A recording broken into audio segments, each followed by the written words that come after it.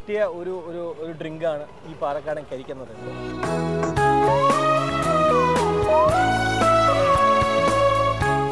ഈ ഒരു കരിക്കിന് എത്ര രൂപയാണ്? 10 രൂപ ഉള്ളൂ.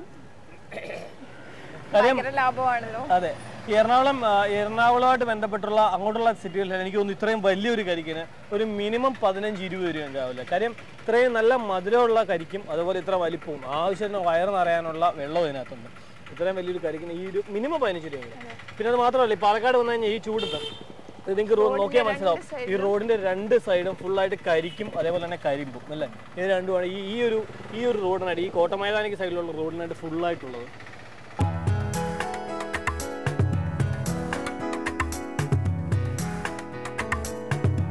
സുമന് പറ്റിയ പണിയാണ്. നീ ഇവിടെ നിന്നോ?